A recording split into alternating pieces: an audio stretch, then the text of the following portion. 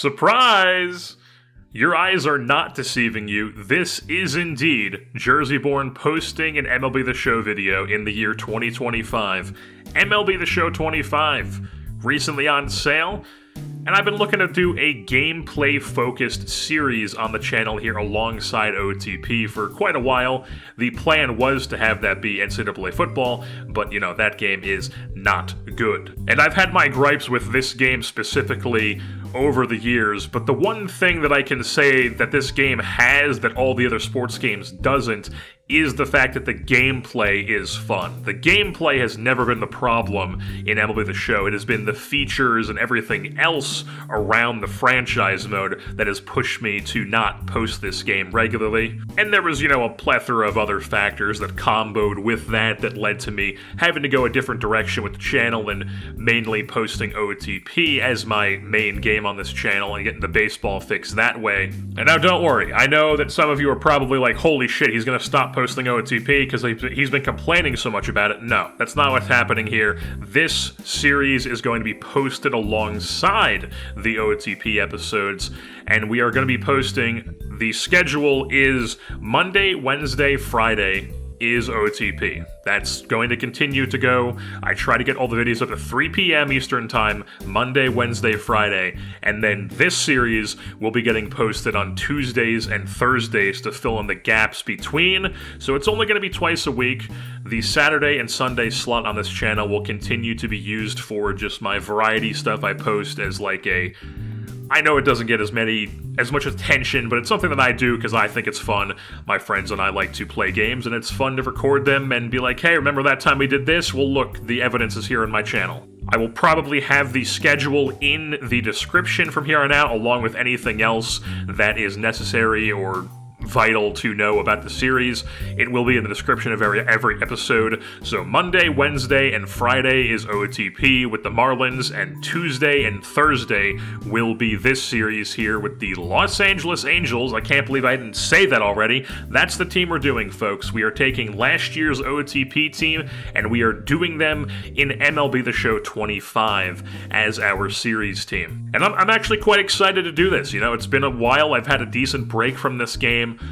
The most recent series I've posted on here was MLB 23, and even that one didn't last very long. My heart wasn't fully in it. But I am excited to get back in the groove here with MLB The Show, get back into the rhythm of trying to figure out hitting in this game. And one thing I am very excited to do is to play Barbie Dress-Up Simulator with all the equipment and the, all the stuff I do with editing players and whatnot in this game. So just a quick little run-through of how this series is going to be formatted. Not just it's going to be posted on Tuesdays and Thursdays, but it's also going to be formatted slightly differently than it has in the past.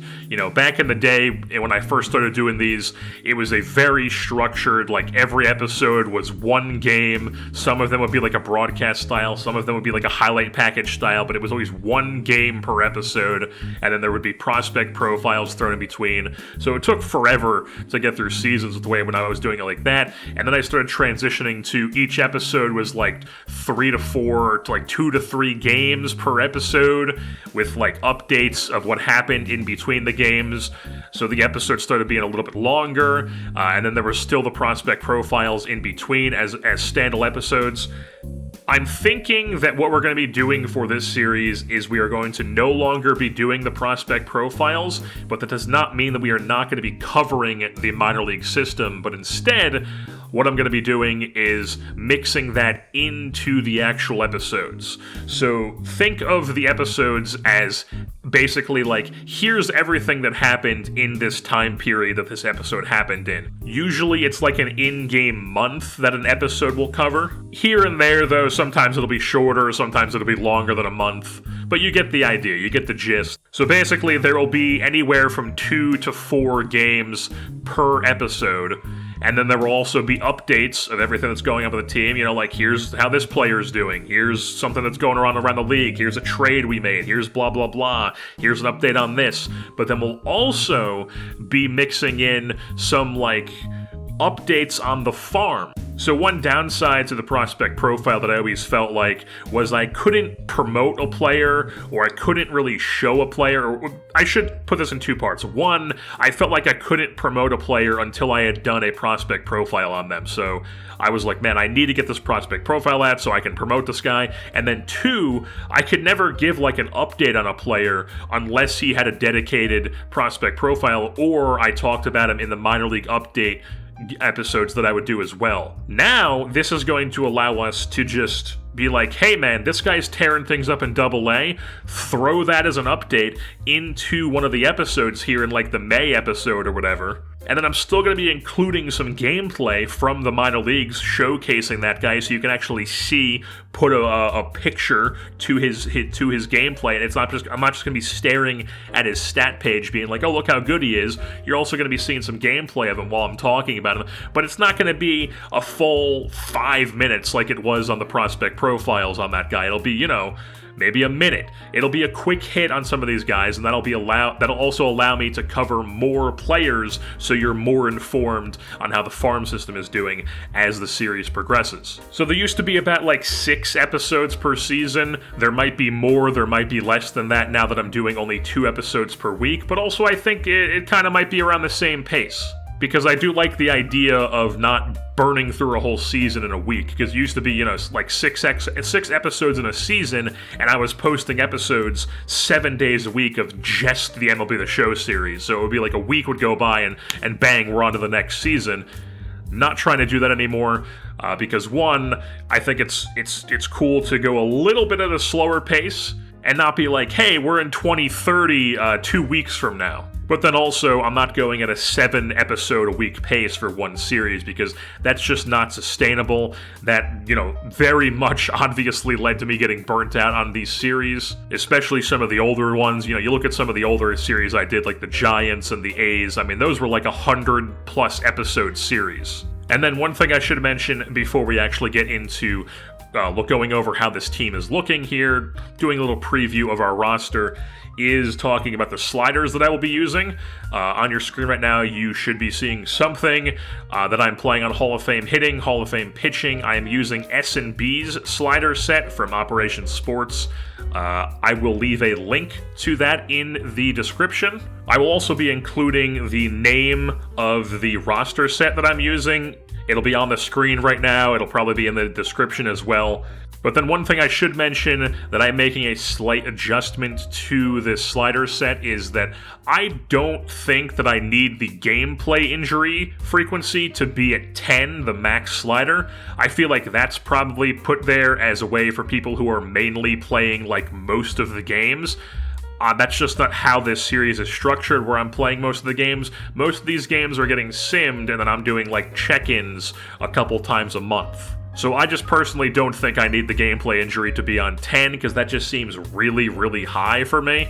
Like, we're going to be getting plenty of injuries in the sim, I feel like. But, maybe if I see that as we go through the series that I do need to raise some of this stuff, I will be adjusting it based on how I feel things are going. But I think at the start, we'll probably have the injuries at, like, I don't know, the baseline 5 or maybe like a 7 or something like that. And then the other slider we will be adjusting is the trade frequency. I adjust that basically like month to month. Like the beginning of the season, it'll be like on a 1, so there's barely any trades, if any. But as we get closer and closer to the trade deadline, that slider starts to go up, so teams start to actually really get going with the trades. And I'm sure there will be stupid trades, because this is MLB The Show after all. They can't fix everything. They won't even try to fix that, really. And you really can't fix that. I mean, there's stupid trades in OTP as well. It's just the nature of a trade system, which is why I always talk about how there needs to be like a canceled CPU trade thing. Like there used to be in the game, one of the things they took out.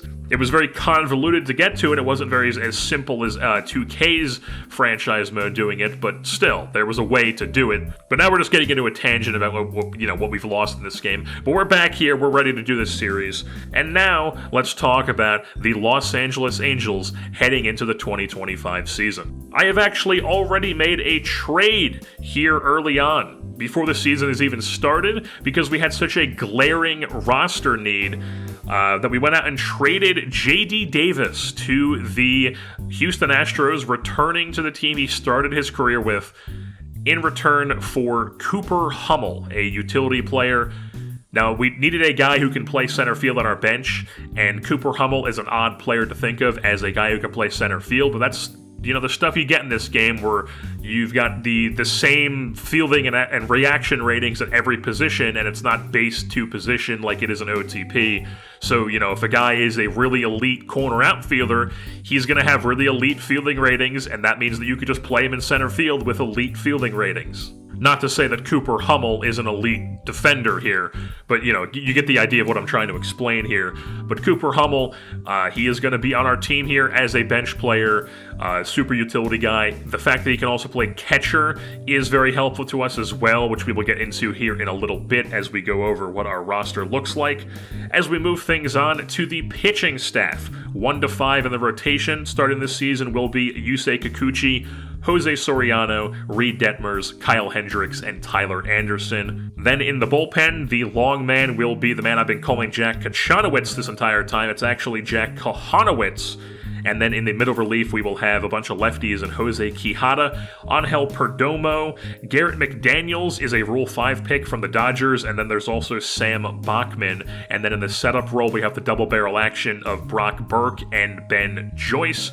And then Kenley Jansen, one of the most aesthetically non-pleasing closers in the game, in our closer role. What I mean by that is that he is just one of those guys that when you're a fan of a team and Kenley Jansen comes into the game, you're going, holy shit, hold on for dear life. And then taking a look at the offensive side of things here for the ball club, our lineups versus right-handed pitching will be Shawnuel leading things off at first base, Trout playing right field, Ward in left, O'Hoppe in the cleanup spot catching, Rengifo playing second, D'Arnaud DHing, Neto at short, Moncada at third, and Adele in center field. And then at lefties, it's Trout leading things off, then Rengifo, Neto, Soler is DHing, O'Hoppe's catching, Moncada at third, D'Arnaud's playing first, Ward in left, and Adele in center field. So you can see right there, we're going to have a double catcher situation here, as basically, like, whenever the catcher needs a rest, the guy who's DHing will go into play catcher, and the guy who's catching will go to DH probably,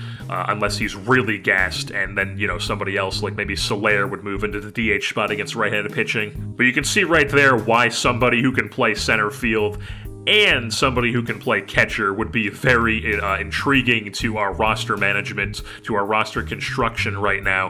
And then I should also mention on the bench alongside Cooper Hummel is either who's on the bench, you know, I think it's Shawnuel against lefties and then Soler against righties, but then the other guys are Kevin Newman and Nicky Lopez. So taking a look at the budget situation here for the Angels, not a lot of money to spend at the moment because they do have quite a bit of money tied up into multiple players. Obviously, most of that is into Mike Trout. They just gave Yusei Kikuchi a 3-year deal this past offseason, so we're locked into him. But we also are in a situation where this team could be bad or it could be kind of scrappy. So depending on how things go, this upcoming trade deadline could be very interesting from the standpoint of we have a lot of veterans who are on tradable contracts, and by that I mean they're either expiring or they have 1 year after this left, and that would be totally tradable. Guys like Soler, guys like Tyler Anderson, Robert Stevenson, Kenley Jansen, Taylor Ward, Travis d'Arnaud, Luis Rengifo, Tim Anderson, Yoan Moncada, Kevin Newman, all totally tradable contracts. Now obviously varying degrees of trade value between those guys, but still, all of them definitely tradable. So if this team is bad come trade deadline time, all those guys are probably gone, and we're moving on to pivot to a younger Angels team. But if this team is scrappy, then it's probably because those guys are actually playing quite well for us. And like I mentioned, Yusei Kikuchi, the Angels signed him to a 3-year deal this past offseason, so he is our number 1 starter at the moment. We're going to need him to be good for us. He is not somebody we're going to be looking to trade at least this season, maybe in the offseason or something at some point, but at least this season, going to be on the team for the full season. And like I said, we're going to need him to be good, and that is a toss-up with him because he has been very up or down, very inconsistent throughout his career. But it's also a good thing that we have so many expiring arms, especially in our rotation, because we have so many young arms in our organization that are very close to the major leagues and really just ready to go right now. We could probably put them in the rotation right now if we wanted to, but we have those veterans in place, which gives us the luxury of letting these guys develop a little bit and maybe getting overcooked a little bit to the point where, not in a bad way, but to the point where they're even more ready to come to the major leagues when they do, whenever that is. You know, we've got guys like George Klassen, who could be a stud for us. He came over from the Philadelphia Phillies in a trade for Carlos Estevez last season. The Minnesota Golden Gopher, George Klassen.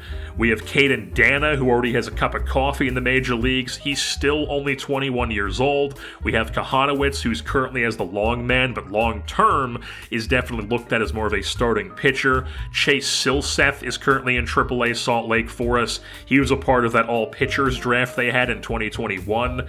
Ryan Johnson is currently listed as a relief pitcher in AAA, but he actually started at DBU, Dallas Baptist, and he has starting capabilities in real life. So Ryan Johnson, we could look to stretch him out, pump up his stamina. I would manually edit that, maybe drop down some of his per 9 ratings to balance it out a bit. We will have to see, but Ryan Johnson, definitely somebody we could look to move to the rotation. Even Sam Bachman is somebody like that. He has some starting capabilities too if we wanted to look that way. So we've got a lot of young arms that could go into our rotation or be like multi-inning reliever type guys for us. Another thing I should mention is that Robert Stevenson, you see, is not on the current 26-man roster. For whatever reason, he does not start out in the 40-man in this roster set. I think he might have been hurt to start the season. I don't remember exactly. It's hard to go back and look. Not really hard. It's just, more effort than I felt like doing. I know in real life he's currently got some nagging injury that's going to keep him out for a couple days, but he is going to be on the big league team here sooner than later. Basically, the second somebody underperforms or the second we need somebody up in the big leagues, he is going to be the first call-up pitcher-wise. And then taking a look at some of the guys who were cornerstones in our OTP series last year, you know the names: Nolan Shawnuel, Logan O'Hoppe, and Zach Neto. All three of those guys turned into franchise cornerstones for us with the OTP series. They were all huge parts of our team for many years to come. We signed them all the big extensions. They were all here. Shawnuel and O'Hoppe, I feel like, were the main two who really turned into our superstar players. Neto was a solid second baseman for us for a long time, but Shawnuel and O'Hoppe were really the cornerstone pieces of that post-Trout era. And we are hoping, once again, they can be that for us here in this series on this game, respectively. Shawnuel's got that type of profile that you love in OTP that can definitely overperform, even though he's only a 74 overall. He's got that really high plate discipline, those really good plate skills I like to talk about. He's got decent contact. He's got a decent pop. This is absolutely a type of profile where he could pop off for a season, and you could see that power have a huge jump after a couple seasons. So Nolan Shawnuel, definitely got to keep your eye on. Logan O'Hoppe already is just a legit catcher for us. Absolutely somebody we are going to be keeping around long term. And then Zach Neto, probably not going to be a guy who sticks at shortstop. Maybe could. It's definitely up in the air. It's definitely more possible for him to stick it short in this game than it is in OTP.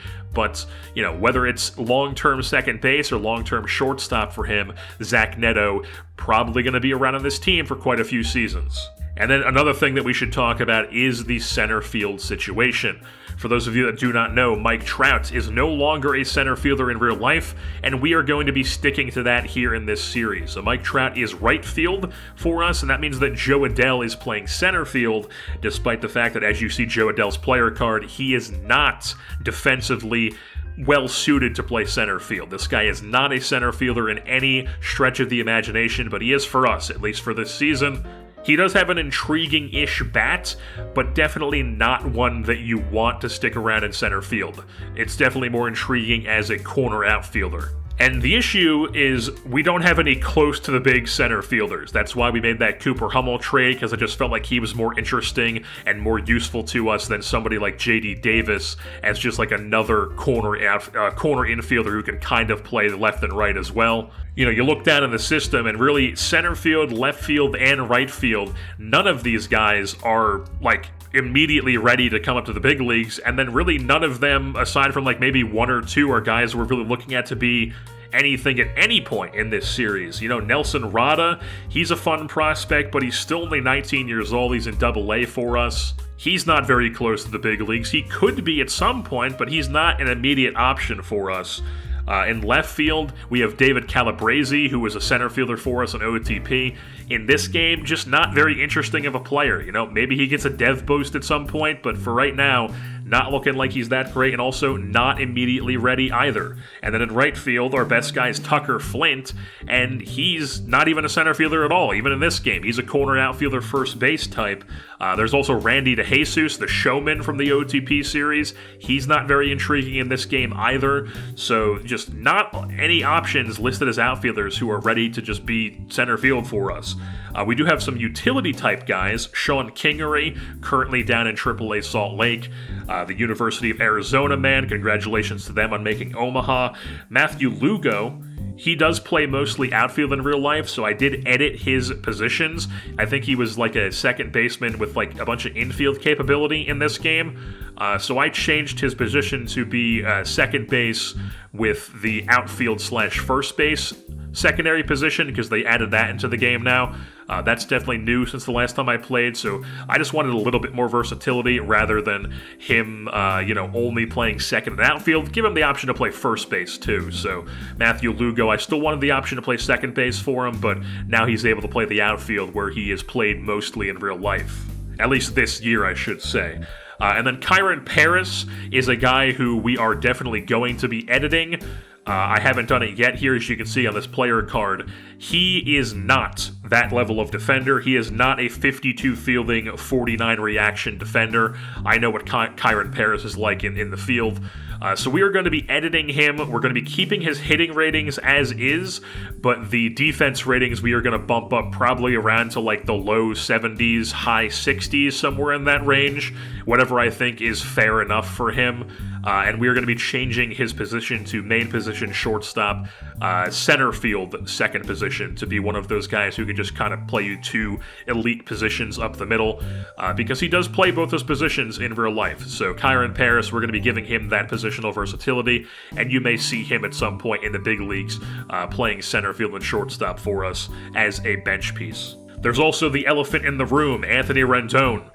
He is not going to be on our team this year. We have him stashed down in Double-A. He will sit out the entire 2025 season. In real life, he got hurt in spring training. I believe it's a hip injury, and he's going to miss, if not all, then most of 2025 in real life. So, I don't need an excuse to keep Anthony Rendon out for an entire season for us, so that's what we're doing. So he's just not going to play for us.